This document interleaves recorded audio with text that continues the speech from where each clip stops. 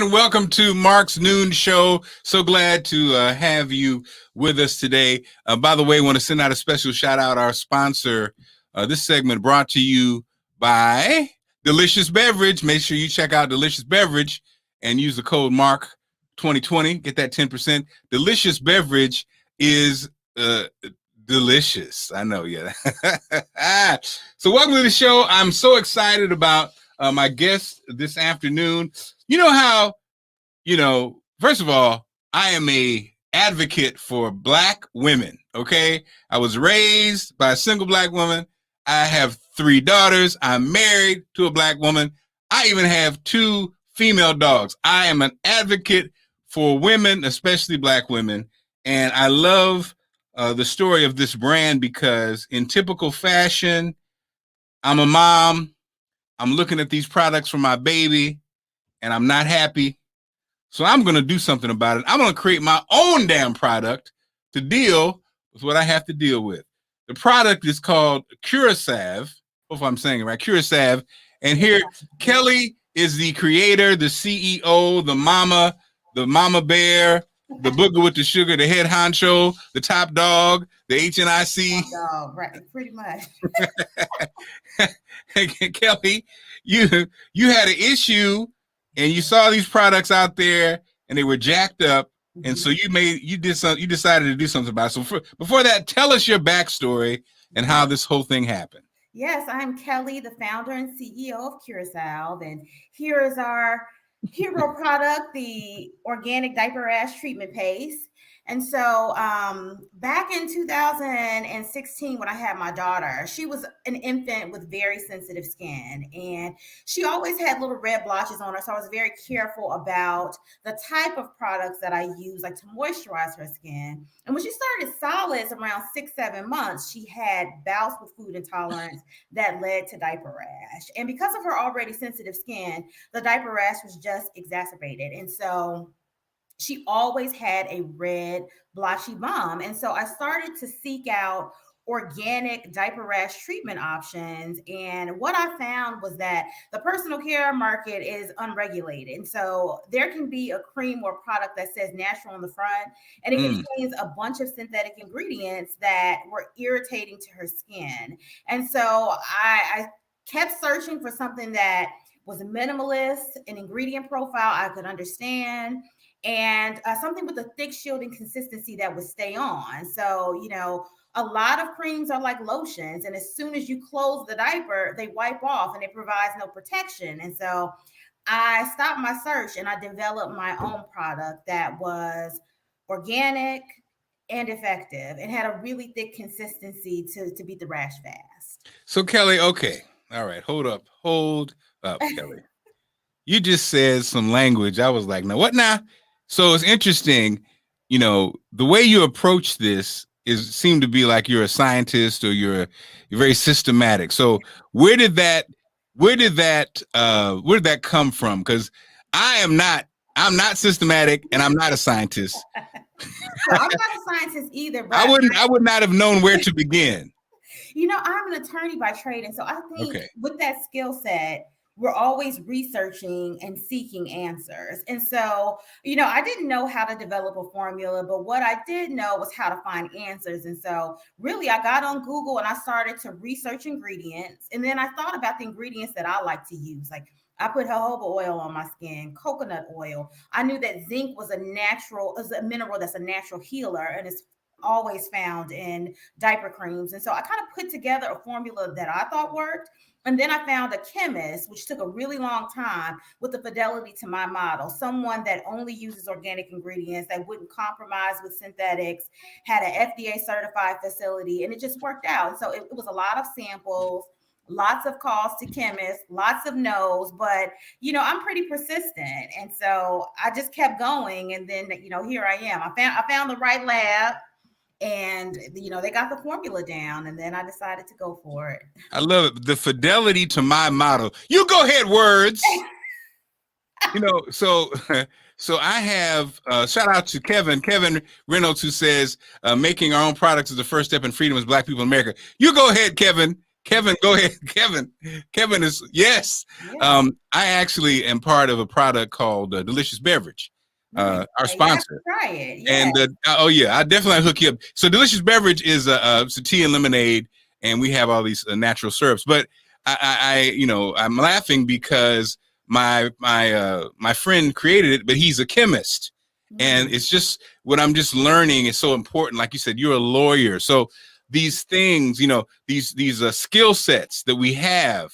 When you start to put stuff together, I'm starting to notice that the benefits of having certain skill sets and also the benefits of going through the process, because then it helps you look for the answers. Like you said, as a lawyer, I don't know the answer, but I know how to find the answer, and then my friend, when you talk about, being a chemist and working in a food situation, he worked for Kraft. So in his own product, and he also is a quality control person. So we have this huge advantage because quality control and ingredients, he knows everything about it, And so what you did, once you find the answers, now the marketing and all that comes with when you have a product and it has to be safe and it has to be all that kind of stuff, your legal mind handles that part. But let's go back to the mama side though. Yes. I love the fact, and this is what I love about women and moms, is that you're like, my baby got a red booty and I got to figure this thing out.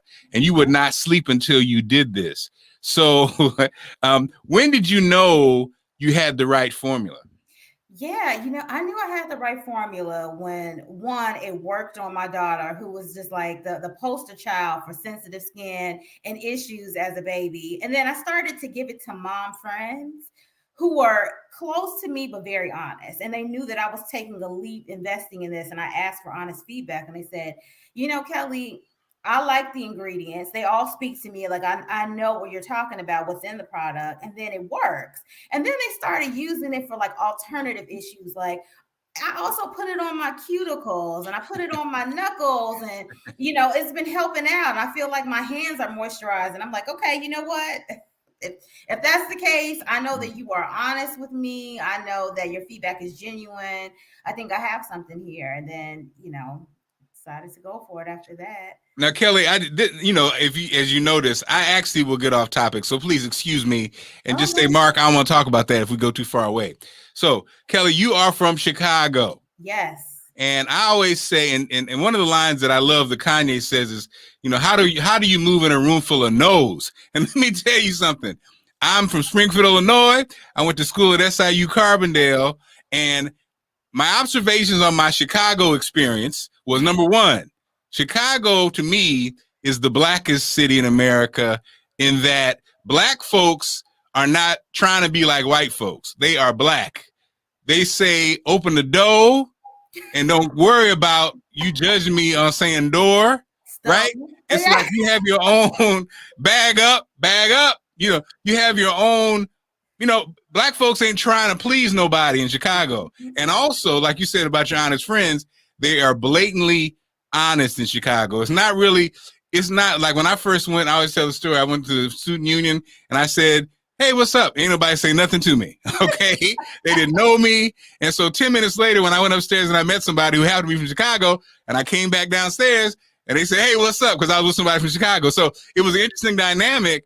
But I think Chicago, if you can make it in Chicago, if you have a product, if you have anything and you can get through that, you pretty much are ready. Is that an accurate analysis, Kelley? I think so. I was raised on the south side of Chicago, on 35th and King. So, I know, I feel like I have seen, quite a few obstacles in my life. And, you have to get used and be okay with saying no. People, misunderstanding what you're about.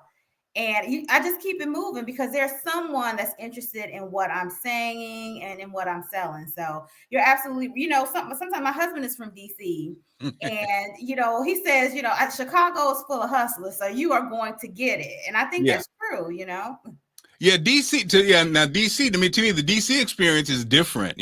First of all, DC has a whole bunch of different layers, but I think the fact that I think the politics of DC are interesting in that I think a lot of people play it safe because of a good job. They play it safe Sure. because they're not, you know what I mean? Versus again, back to Chicago, people don't give a damn. I remember like in Chicago, to me, the millionaires were so-and-so's, contractor, a car guy, a guy who has dirt underneath his fingernails, but he's liquid. He's got money. It's not like, somebody who's, like you said, got to worry about what he's going to say or how he has to phrase stuff. It's different, but that's just a whole other thing. But okay, so Kelley, you get the formula together, and you now you take it to market. So what made you decide to take it to market? And then tell us about that process, because I see a lot of people watching. This is the entrepreneurial push is really happening. People are really doing it, and so tell us how you began that process.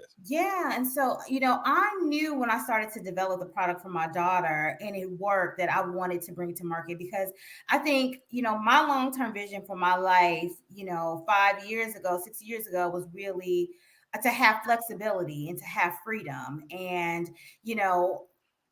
entrepreneurship, it's a difficult road, but it will ultimately give me the flexibility and the freedom that I want. And so, I'll say I made a lot of mistakes in the journey to being on market. I didn't know about managing all of my social channels. I didn't know the importance of influencers and, PR. And then I actually, once you have a great idea, and then also, I did not know the importance of branding.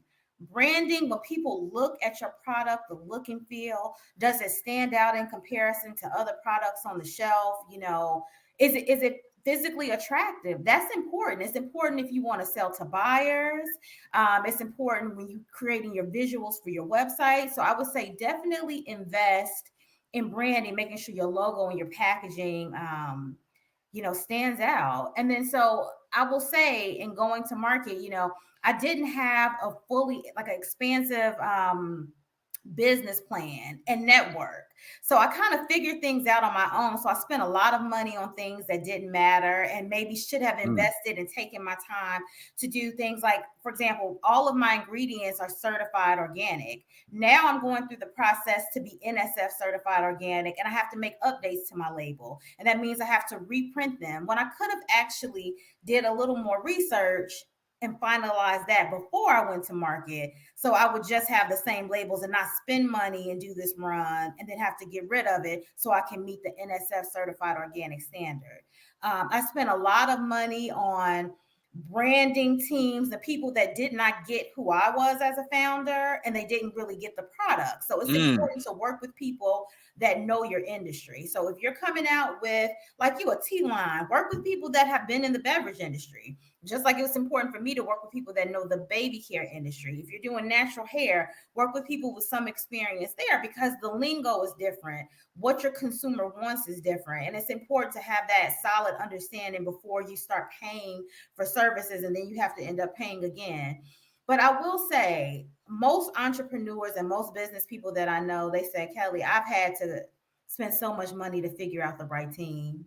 And that's, to some degree, it's a part of the experience. But if you can avoid overspending and avoid these obstacles, do your research, ahead of time. And then that's how you do it. And I think that's a part of the Black experience. Kevin's hitting on. He's going in on the Black racism, everything. But I think the part that is so real is that in a lot of cases we are the first generation who were stepping out into entrepreneurship. And entrepreneurship, like you said, it's trial and error when you're that first person. And that's why isn't it funny, Kelley, when you're doing your own business, then you start looking back on businesses. Let's say it's, in my case, Popeye's Chicken in Springfield, but not the Popeye's Chicken, a brother named Popeye who had a chicken place. And he had great success, and he had 2 or 3 kids. And you start looking at these businesses. So he already has stepped out and built this $1 million business that his kids had no interest in keeping. And so they just moved on. And now you start to understand my grandfather, who was a printer. My grandfather was a printer, and my uncle who were printers, and I'm in communications. If only we had kept it alive. He already did the groundwork. He already did the basis piece. And when you throw it away, It's heartbreaking. My grandfather had those presses. Like what I learned later on was very few black people had the presses. Even now, black publishers don't have presses. Mostly the Jewish people have presses. My uncle in Little Springfield, Illinois, had the presses. And when I finally was putting it all together, and I go to my uncle and I'm like, hey, let's do some publishing. He's like, oh, I sold the presses. Oh, Lord. But, and that's the thing. So it's like, what you did, the good news is, Kelley, what you did was you laid the groundwork for, your daughter, whoever comes after you, and the information. So now you can turn it into a class. You can teach others. You can reach one, teach one.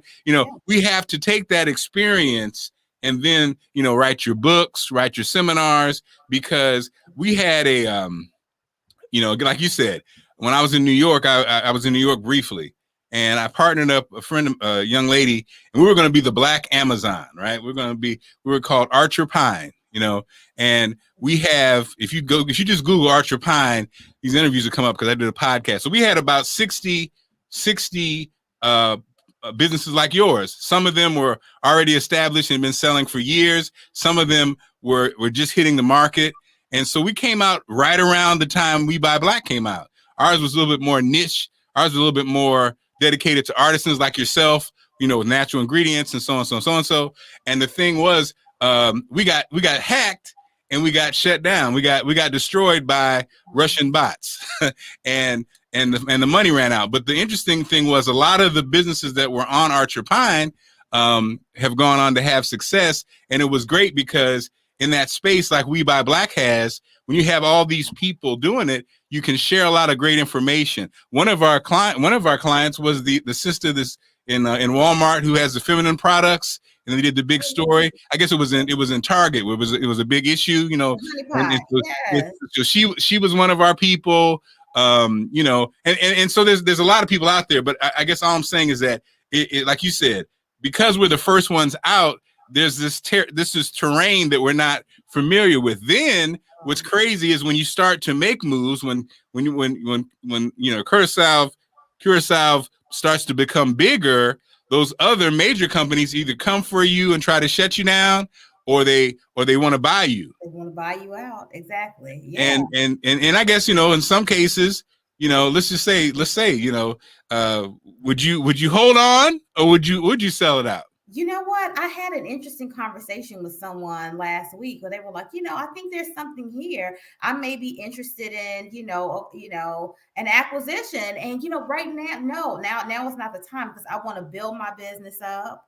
Mm-hmm. I want to, learn really what it takes to be a CEO powerhouse, like to really grow a business. And maybe in 5 to 7 years, I may be in a place where I want, to let it go. But the thing about me is that I'm learning how to fish. And then this is something, like when they say, when you learn how to fish, you'll never be hungry. And this is a skill set that I want to teach my children. I want to teach my children's friends, anybody that's interested in learning how to build a product-based business, because I'm learning a lot, by going through this. But, you're absolutely right that quite often a lot of Black businesses, they do sell, because at the end of the day, it may be hard to really be profitable when you're growing fast, because the profits that you do get, you're reinvesting back into the business. Yes. We don't always have access to $1 million funds that will back us and pay you the salary that you want so that you can be a CEO and do this full time, And so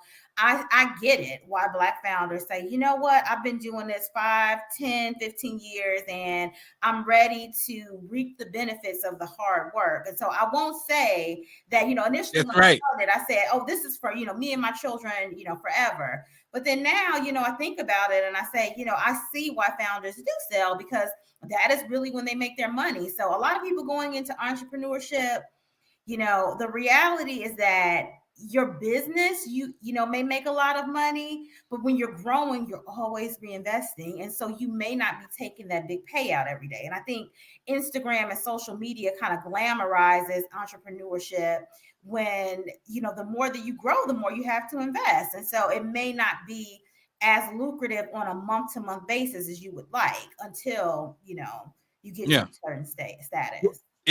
So Sheridan says, I get advertisements all the time about making marketers get my gluten-free products in stores. How can I be sure they're reputable, not just in place that may take advantage of me? Yeah. I think the first step is like Kelley said, I think the first step is tightening up your product and making it ready for market, the look, like you said, the ingredients, like getting full control of all that, I would say would be the first step. What do you think, Kelley? Absolutely. Knowing that your product meets a particular store's requirements, and then also, beginning to understand the industry. So, for example, you may receive marketing from third-party companies that serve as brokers, and they want to introduce you to a retail outlet. When the reality is that those buyers, like if you go on LinkedIn, you can see who all the buyers are for a particular grocery store, or you can go in store. So, as of a few months ago, I was going into all of the DC area Whole Foods and asking to speak to their baby buyer and giving them samples and starting that conversation. And that eliminates a broker. And I actually have the name and the email address of the right person. And then that way, number one, you don't have to pay a fee to anyone representing you, and then you actually know that this person is in store. So I would say, do a little research to know that you meet the store's requirements, and then two, that you're working with the right person.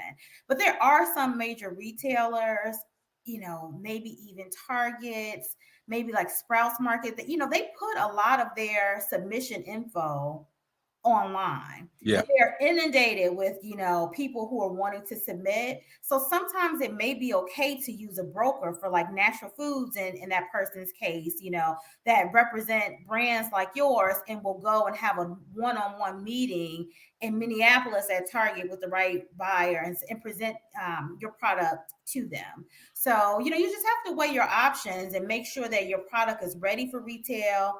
You have money backing you.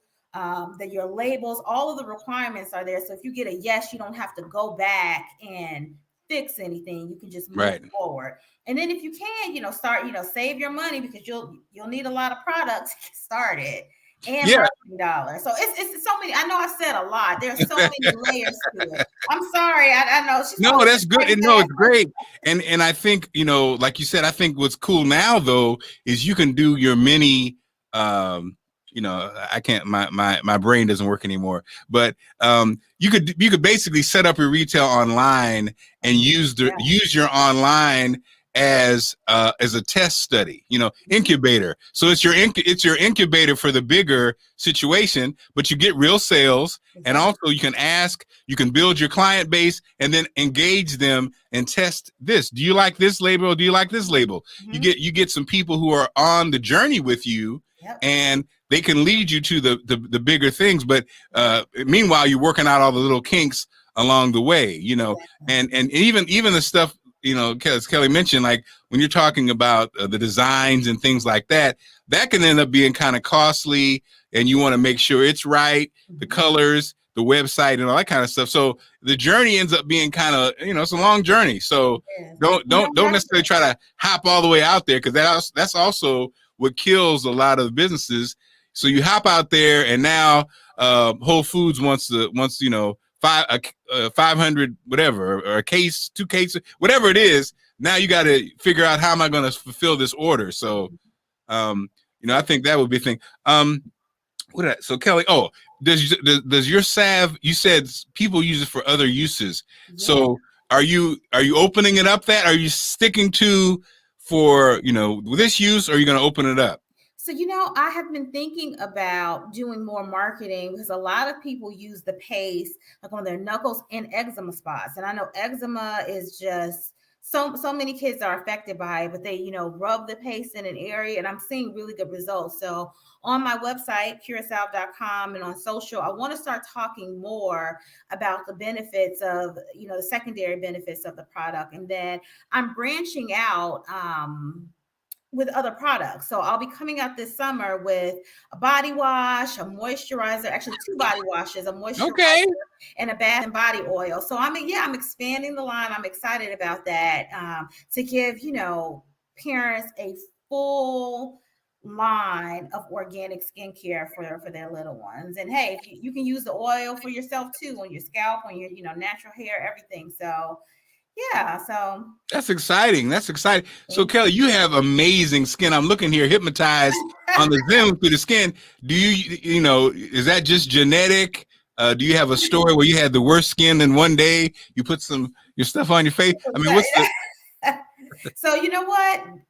Maybe it's genetic. Maybe it's just that melanin, right? But I do use my oil on my skin and all over. And I started making the oil for myself, even in pregnancy. I have 2 kids now with my second child, and so it's just an all over moisturizer that is really good. So yeah, and I try to stick with the natural ingredients. So I think that helps with the skin. So thank you.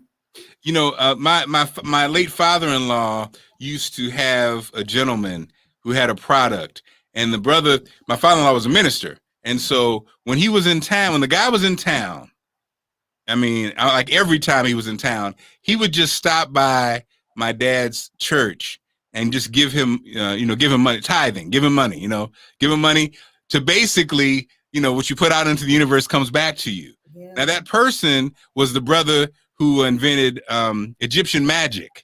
And have you ever tried Egyptian magic? I've seen it, and I've seen great reviews on it. Yeah, Egyptian magic is amazing. So I just thought about you, because this, again, talk about an inspirational story. This is a multi-million-dollar bit, and I think he's in his like 70s or early 80s now. Wow. But he built this massive company on just a great product, and you can put it on anything. It's almost like the soaps, the company that has the soap. I can't think of the name. They've been around forever. Egyptian magic in our household, especially because, again, my wife grew up with it. Before it was famous. We put it on everything, and your hair, your skin, your whatever. So I think you're going to create the same thing, Kelley. Thank you. Well, let's speak it into existence. I want that. I want something with longevity that works and helps people. So Kelley, at this point, so a lot of people are, like Sheridan mentioned, she wants to get her products to market. I'm sure some people are watching and they either have a product or want to have a product. So at this point, you made it, you made the product, it's out there, it's for sale. What do you need right now? And put us inside your world when you've kind of got there. It's almost like when people want to write a book, and so you write, okay, the book's out. And so what do you need? So what do you need right now? What's the next steps? Yeah. So the next steps really, the marketing piece, like having this conversation with you, putting myself out there so people know that I exist and what I'm about as a founder and what the brand is about.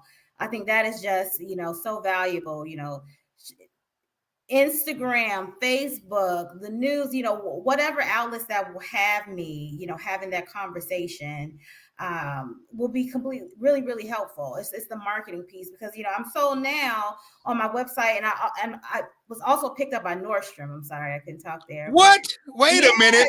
Talk about burying the lead. Nordstrom? What the? Yeah, Nordstrom picked us up. Yeah, as one of their baby brands. And so I think I may be the only Black-owned brand that is in the baby care section of their website now. And so, it's exciting. I want more people to know that, and just to spread the word about. Look here, Humble Jackson. How you gonna wait the whole damn interview before you let us know you in Nordstrom? I know.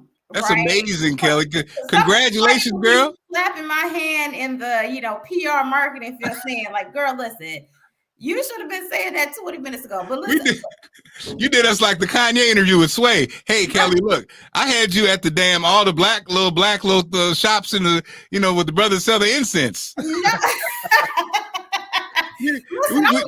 had you at the flea market. You at damn Nordstrom. Not that there's anything wrong with the flea market or the Black Power Summit. I'm just saying. Not the flea market, but you know what? I'm down to be anywhere, honestly, where I can sell the product and get my name out there. But yes, Nordstrom has picked us up. Always a Curasalve on my Curasalve.com. I'm on Amazon. I'm trying to make myself accessible because the product works. And so, yeah, I see someone, their little ones have eczema, and said, you should really try this diaper cream on their eczema spots and on any spots that are red and inflamed. So, yeah. That's Sheridan. That's one of my favorites right there. Sheridan she's got amazing gluten-free baking, and she's got some products coming to market. So Yes, yes. Yeah. And oh my, so that let me ask you this, Kelley. When other businesses see that you are at a Nordstrom, do you find is it easier to get interviews or easier to get appointments or not necessarily? I think I'm starting to have the conversation with other retailers. So once you get one major retailer to sign you on, others are looking, they're, looking closely. And I will say, I've just started to, get my feet wet with, PR and media. And so a lot of people say, oh, that's great, but they'll reserve me for, the future when they're doing a story that's related. So, I'll say it's happening slowly. It's not like I'm in every publication, immediately, but I think it is going to, attract more people to my story for sure. So And I'm let me, always open to, referrals or, whatever. well, I know you're working with Warren, and he's a good brother. Yes. And let me say, it is. I tell you what, like I said, our experience with Archer Pine was so eye opening because we were in Black Enterprise online, we were on Cheddar Television.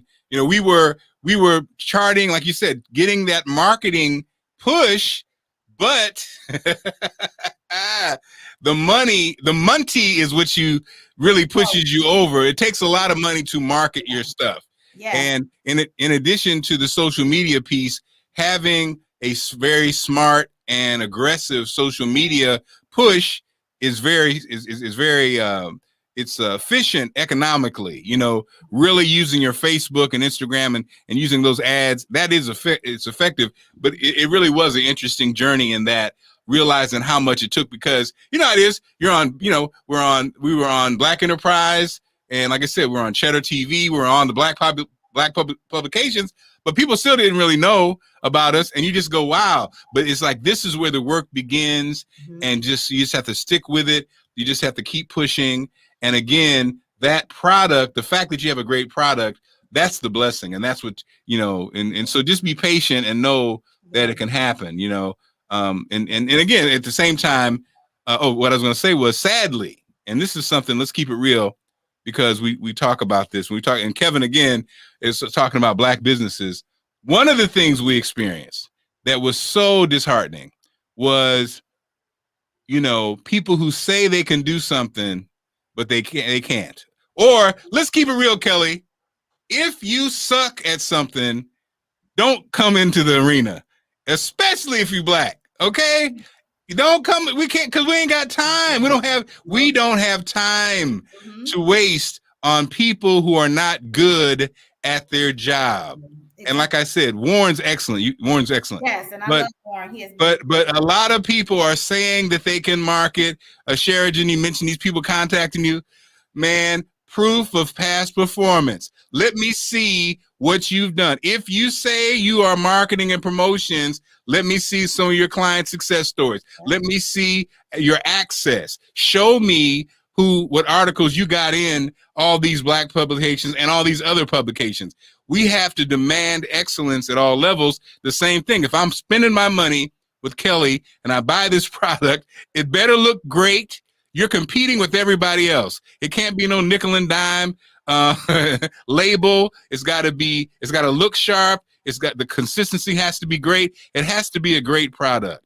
Now and lastly, I'm rambling, Kelley, of course. Lastly, when I was in New York, I got a chance to hang out with my sister from my goodness, what is it? The product that we all used to love, then she sold it. Is it hair? What industry? Yeah, hair. Oh my goodness, I'm blank now. Help me out, Adrian. She sold. Well, anyway, she based the main choice. Not the main choice. Very popular. Carol's daughter. Yeah. I was with her, and you could see the pain in her heart, because just like with your stuff, Kelley, the initial product is amazing because you used amazing ingredients and you had a certain standard that you had to hold up.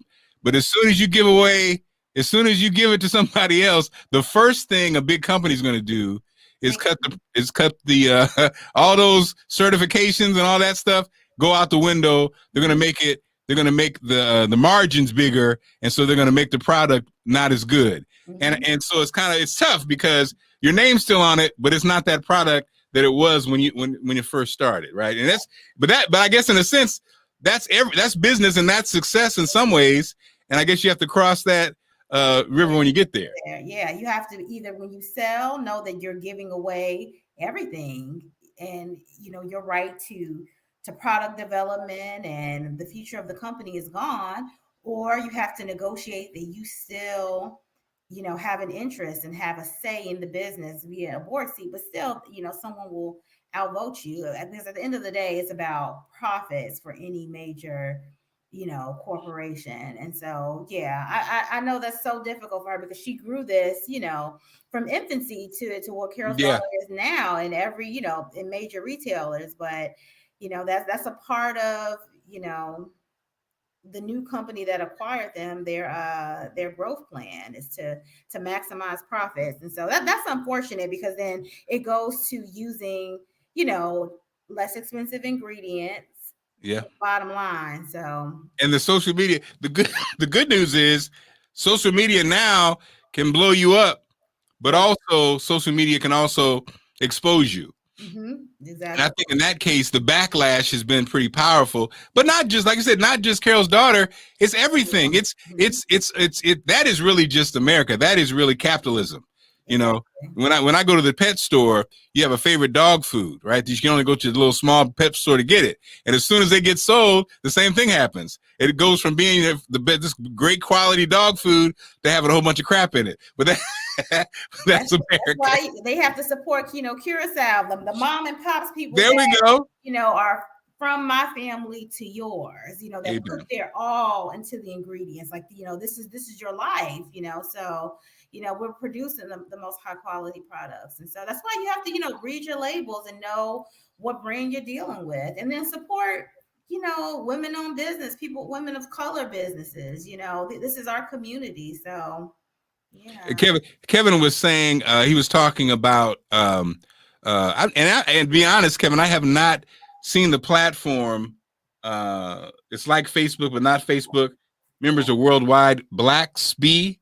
I'm not familiar with that, Kevin, but we'll check that out. That's very interesting. Yeah. And Kevin was also saying other products. I think, and that's the other thing my partner does with Delicious Beverage, the importance of manufacturing.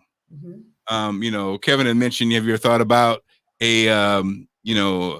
basically a insect product safe for the home? But there's so many products. Once you're in the product business, then you're right. There's a whole bunch of opportunities, and there's, once again, the money probably is in, in actually, creating those, manufacturing, because that's another thing. There's not a lot of Black manufacturing going on, and if you're in that space when you're doing ingredients anyway, finding things that work. But you have a whole line coming up, so Kelley don't have time yet. So you know what? That's a part of the long-term plan. So right now, this year, is expanding my baby line, but I have ideas for a line for, for moms, for pregnant women, for women in general, for the home, all organic, non-toxic ingredients. And so my long-term vision is to do exactly what you're talking about. And I know you talked about even, with Archer and Pine, like, what do you need? And you said, how expensive things can be. One thing that I've learned is apply for a ton of grants, do fundraising. And I used to be shy about fundraising. Like I'm going through a round now with family and friends of investors, but it's so important to running a business, having cash so that you can secure your ingredients, that you can, just run your business day to day. And so, you don't want to be shy about what you need to run a successful business. And so there are a lot of grant programs out here for Black owned businesses, especially.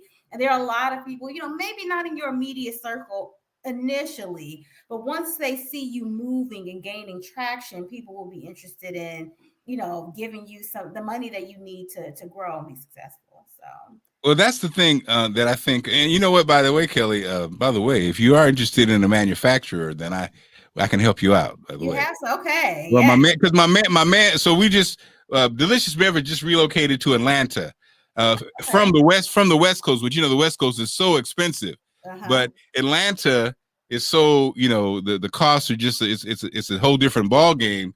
And now he has the space, and he always wanted to do the manufacturing piece and find products that would make sense. So with yours, oils and about that. yeah. But Kelley, if people want to, how do people contact you? How can we order? Yes. How can we order? How can they contact you? How can they support you? Yes. So Curasalve, Curasalve.com. I'm also on Amazon and Nordstrom. You can just do a search for our brand and we will pop up. And also, if you have questions, you can email me at hello@curasalve.com.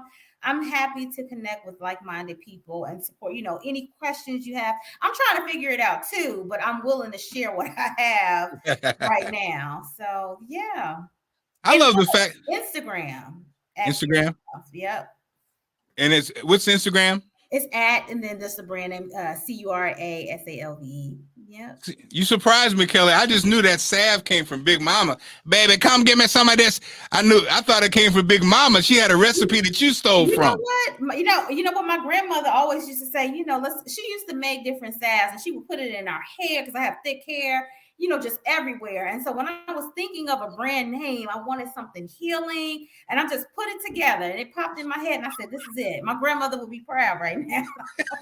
Because they were leading in some salves, didn't they?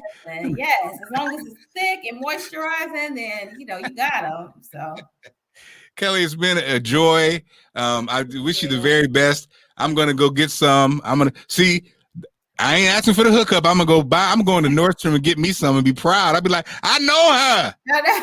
They'd be like, okay, sir, $36.25. But I'm going to get some. We're online at Nordstrom, so go to Nordstrom.com. Okay, Nordstrom. Okay. Some in specific locations, but I'm selling, online. So. Awesome. So again, much success. We'll have you back. We'll check in every quarter to see how things are going. Okay. Yes, I would love that. Hopefully, it's some good news, some big news, right? And thanks everybody. Thanks Kevin. Thanks Adrian. Thanks Sheridan and everybody. I saw a couple of my old friends up there. But thanks for the support, guys. And let's have a great one. And again, everybody, go support Kelley in this project, because I do believe that that's the thing about the mom and pops. It really is a family thing, and it comes from the heart. And the support is so needed. It's so needed. So, all right, Kelley, have a great one. Thank you. You too. All right, y'all. I will see you on the next noon show.